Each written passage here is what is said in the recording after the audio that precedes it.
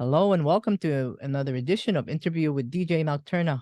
Always a pleasure to have my guest who has been on the show before when I was doing a podcast back in 2020. I've got Daniel Darrow, who is the one of the founders of the art rock collective called the Pull of Autumn. And the last time we spoke, Daniel, it was in um 2020.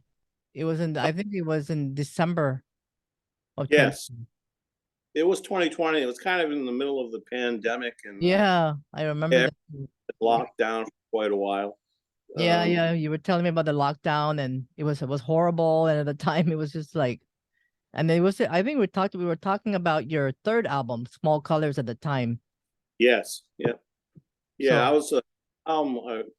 I felt was a Small Colors was a small step forward, and I didn't even realize there was going to be a fourth album. I was, continuously recording new material, and eventually, it came to my mind. I think there's enough great stuff here to do a fourth album. oh And yeah. A Broken World is the result of that. I had a lot of friends join me on this, and it was just really beyond everything. It was just a lot of fun to connect with friends again and stuff. And I got to meet a lot of new people too, and really just great experience of sharing with friends. Okay, so let's start off. Before for those people that that might have not heard the podcast. So let's start off. I know your band is called the Pull of Autumn. So tell us about how you started that band, and are you I know there's another founder, right? Yes. There's another Yeah. founder. His name is Luke Skyscraper. James, yeah. He's been on all four albums, and he's a great friend and a great contributor. He's also got his own band, a band called This Twisted Wreckage, and they're kind of a gothic post-punk band. But he's a great person and a great friend. He's been involved on every album.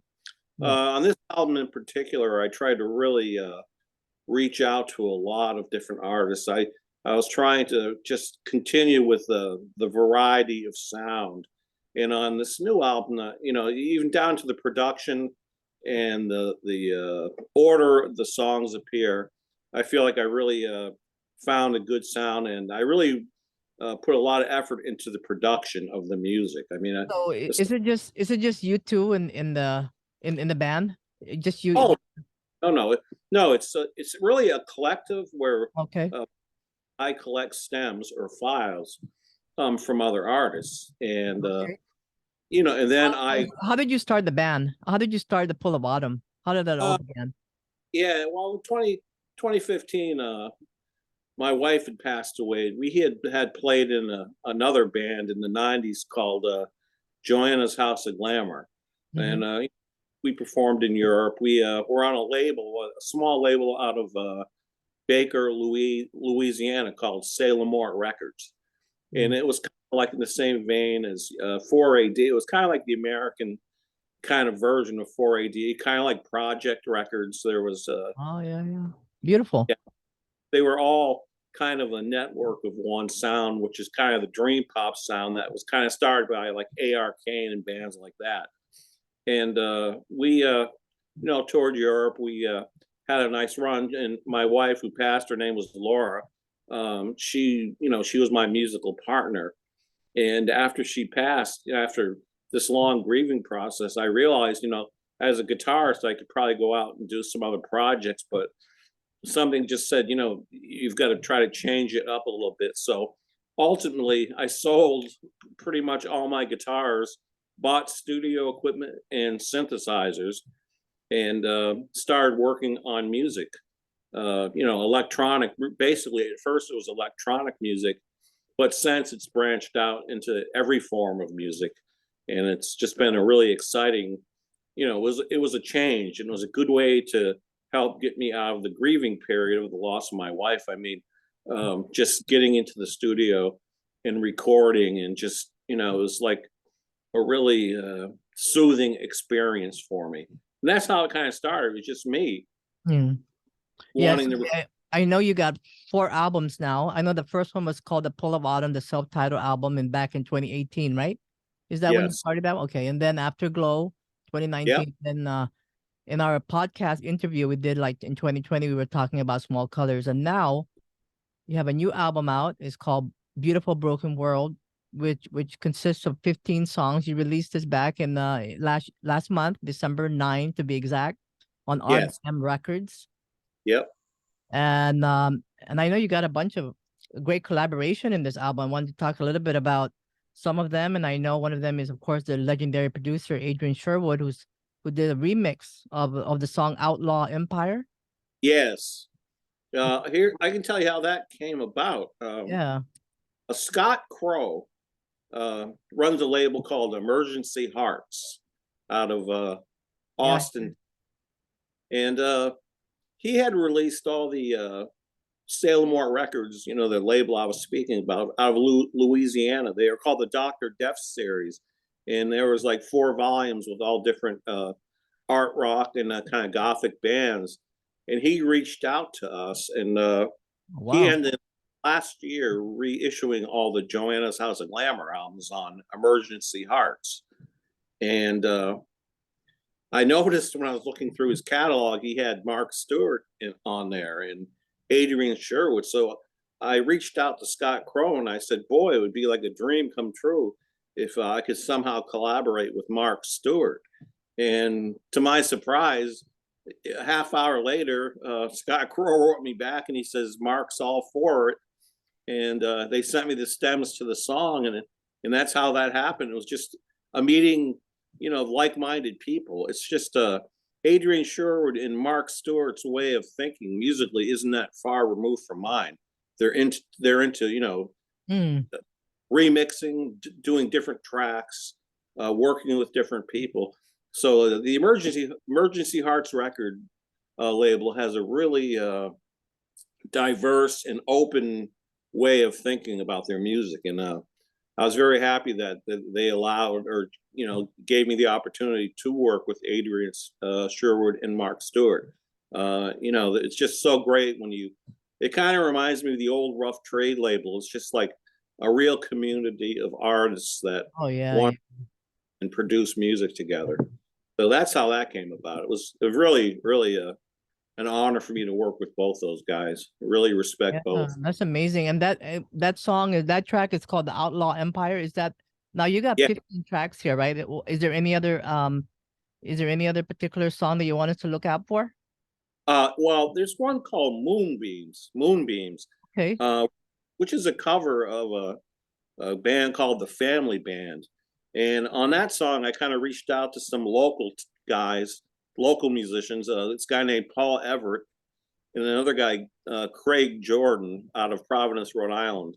And they have a band called the Jordan Everett Associates. And that track was just so open. When they gave me the track, the stems, there was so much open space in there for improvisation, for sound design. So the song Moonbeams is one of my particular favorites off the album, to be honest with you. I really like that song. You know, there's a particular one. It's called Live Today, and that one has you collaborated with Japanese dream pop artist Once Grace Forever. Yes, Yeah, tell us about that. That's an interesting one as well. yeah, that's interesting.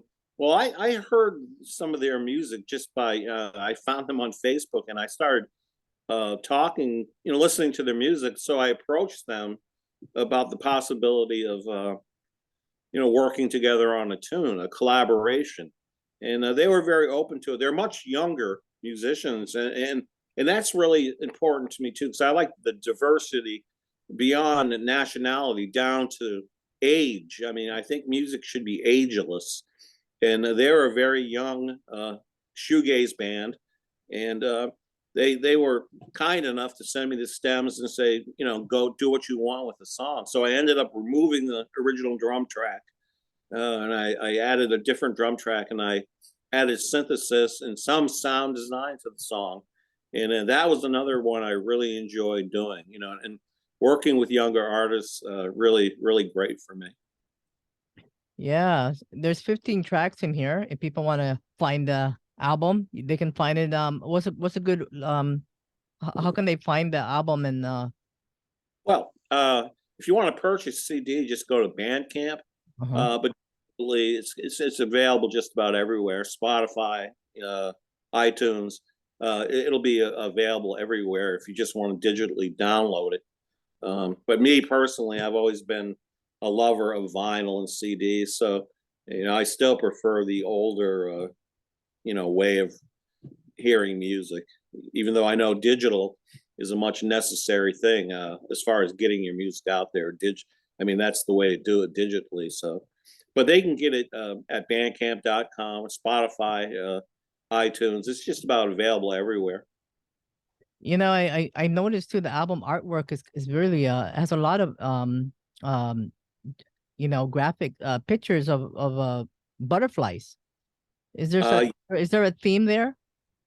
well, for me personally, there's a theme. There Transform. are small colors, and the beautiful broken world is the same artist. She Uh-huh. was in a was on A&M Records called Scarce. They were out of Boston, and she's did both covers. And the second painting, really, to me, is a homage to Talk Talk's The Oh. Color of Spring album, because if you remember that album cover, it's all the butterflies, Mm-hmm. and the girl who looks very mystical to me, and just the butterflies caught me, and it just, to me, it's kind of a tribute to Mark Hollis for me personally, Oh, yeah, yeah, yeah. Great. because he's one of my heroes, and I've even said there's a nod to Talk Talk's Color of Spring with that album cover. Yeah, I noticed that. It's really pretty. I love the album cover. Just the album cover got my attention because a butterfly is symbolic of transformation and new beginnings and things like that. So Yeah, and I think the theme of the album overall is that. I mean, it's called Beautiful Broken World. And I think it speaks to just what we've basically been through. I mean, in the last few years, it's just been so much with the pandemic and, children unable to get their education and play with their friends. I mean, it's been a very tough time. And I'm just hoping that the album somehow just reaches people in some sense of beauty or memory or anything like that. I mean, if one or two people hear it and somebody finds something they like in a song, that will make me, I'll be very happy and pleased for that reason. and of course this album is released via RBM Records, right? Yes, Beautiful Broken World. Yeah. label for my friend Bruce McLeod. He was in Joanna's House of Glamour, and after Rough Trade, and we were on Cargo Records for a while. We hopped around a few labels. We had one short stint with a label in New York City called Instinct Records, and they kind of tried to remix our sound. They kind of took control of our masters and redid the sound, and I wasn't happy with that. So I said, no, I can't do that because it's not true to my vision as an artist. So Bruce just decided, like, listen, I'm going to start my own label. We'll just get it out there, and since then it's been great. I mean, it's a lot of freedom in that. I'm sure it's more work Mhm. to self-release something on a small label, but I don't know. There's more freedom, and the integrity of the music won't be challenged. As an artist, the integrity of the art is everything to me. Yeah. So are you the primary songwriter for I know you have 15 tracks in here. Uh, Do you guys share the we all share. Some of the tracks are written by the other people, but the Yeah. thing is, by the time I get these stems and reimagine the songs, a lot of times they're not even the same songs. So there's several songs, like the opening track is Just Me Alone. That's a classical introduction. Beautiful Yeah. Broken World? Yes. The opening track. Uh-huh. That's just introduction where I'm trying to speak to what's coming after that song, Mm. which, just a mixture of different sounds. There's more folk I'd say on this album there's more folk type music, a lot more, but lyrically and musically, this album touched me more than anything I've done so far. I mean, Oh, yeah. felt very moved by some of the contributors' songs, and you know, I always have all four albums together, but this one in particular really, I found there's a lot of emotion, and I think it speaks to the times we've been through, if you know what I mean. Yeah. Yeah, it looks like a great album. And you I mean, congratulations, I mean, you've got some really good collaborations there. Yeah. And Uh, do you have any upcoming anything upcoming that we should know about? well, Anything? well, yeah, I'm I'm a big fan of classical music, and I've been working on some classical music. Uh, my one of my goals is to get a string quartet in here, and compose my first string quartet. I have a real love for classical music, and as far as the Pull of Autumn, yeah, I'm already planning a possible instrumental album with Oh, okay. Oh, that's nice. yeah, just for a change of pace, and maybe even a more rhythmically oriented album. Sinking deeper into like the realms of jazz music and more rhythm oriented music. Maybe I've already got several tracks completed. Music's my life, so I'm constantly recording. And at this point, after this fourth album, the amount of stems that people have sent me is just unbelievable. I mean, there's so many people who have an interest in collaborating now. It's grown with each album. The amount of people that contact me, PM me, and they want to possibly work together or share music together.